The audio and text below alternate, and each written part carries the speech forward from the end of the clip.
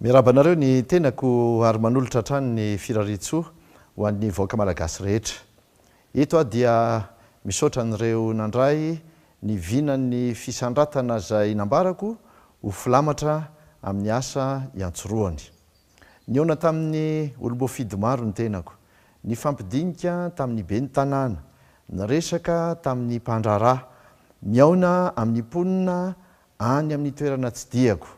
Samy manirandray anjara avokoa amin'ireo asa naratana ny fampandrosoana izy ireny. Ampanetretena no ilazako aminao fa tsy resahana fotsiny ny vinan'ny fisandratana hakana mpanjifa politika na iomanana amina fampielezan-kevitra fa voadinika, azo tanterahana ary efa natomboka sy mbola toizana. Tsy milaza aminao anefa hoe mora ny lalana ho alehantsika, ka hoe hidina ohatra hoe 200 ariary ny kilaon'ny vary na ahitasa daholo ny tsy anasa raha mpitso dia raha pitso. Tsy misy ny mazia efa nambaraka io fa famitaham-bahoaka raha izany no atao. Tsy maintsy isy ny fahasarotana, isy ny akasiparana raha teo fa izao raha ananantsika ny fijery miaraka, raha manana ny tena ampom-pirenena isika dia ho tratra ny tanjona ary hisandratra ny firenentsika. Matoky an'izany ny tenako. Mila faharetana nefa ny asa.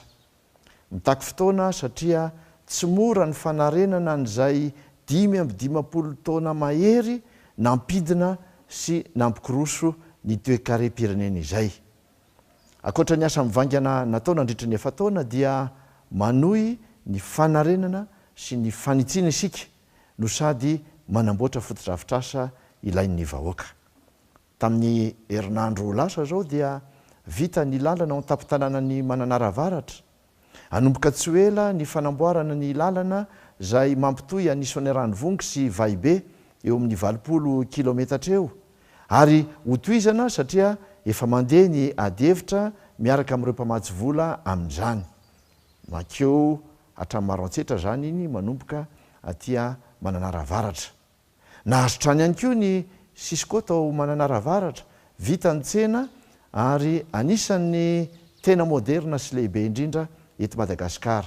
Tsy ho ela dia anomboka ny asa fanamboarana ny seranam-piaramanidina ho famporisehana ny toe-karena sy ny fizahantany. Tsy afaka hisandratra ny tanàna raha mitokamonina. Zany no ezaka atao manerana ny nosy amin'ny alalan'ireo fotodrafitrasa mirindra. Ny tanjona dia ny fampandrosoana mianga any fotony. Ezaka lehibe zao no natao tamin'ny angovo mba ananana ny ampy ka ahafahana mampiodina tsara ny toe-karena. Mametraka paikady ny orinasa JIRAMA mba hialany tsikelikely amin'ny fantiatoka ary hialany amin'ny fanampiana amin'ny orinasa io avy amin'ny fanjakana amin'ny alalan'ilay hoe subvention.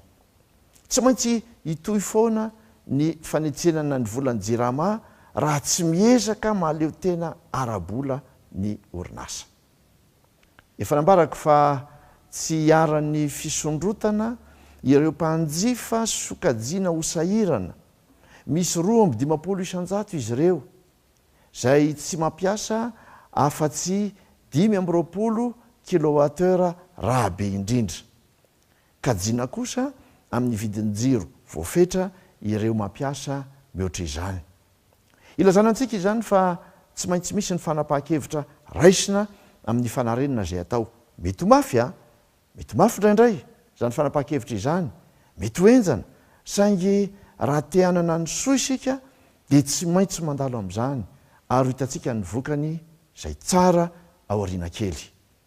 Raha iresaka ny fampitomboana ny tolotra eo amin'ny angovo isika dia hita fa tsy maraka intsony ny tohadrano ka mahatonga ny fiakaran'ny vidiny ankehitriny amin'ny ankamarony. Ka izany indrindra no anafanganana araka ny efa nolazaiko ny fanamboarana ny fanjakana ireo tohadrano any ranomafana izay anome 20 mégawaty, ny any Asahofika izay anome 20 mégawaty, asa atao ho an'ny fisandratana avokoa izany rehetra zany ary mila faharetana. Misy ny fanarenana sy fiovam-penitra tsy maintsy ho atrehina. Tsy misy mpanao politika mahasaha ilazan'izany aminareo fa ny verina nahaka fitondrana no mamaky azy. Natao hanompo vahoaka ny mpitondra, averiko foana zany fa tsy ho tompoina akory. Natao ilazan'ny marina amin'ny vahoaka ny mpitondra fa tsy handainga na mitaka azy. Ny tenako dia manome toky fa tsy hitondra velively ny vahoaka malagasy amin'ny kizo. Tsy maintsy isy vokany ny asa nikirizana ary manainga ny vahoaka malagasy aho hiezaka arak'izay toerana misy azy anatanteraka an'izany vina anandratana ny firenena iombonan'izany. Mbola hitsidika faritra maro aho hanazava misimisy kokoa an'izany vina izany sy ny fisandratany Madagasikara. Hiaraka hitafa sy hifanakalo hevitra isika, hiara-mibanjina ny fampandrosoana ny firenena ao anatin'ny fijerena ny tombotsoa iombonana. Izay ny dinika izay arositsika amin'ity andro an'ity fa dia manantena hatrany ny eona aminareo eto amin'ny fotoam-bita.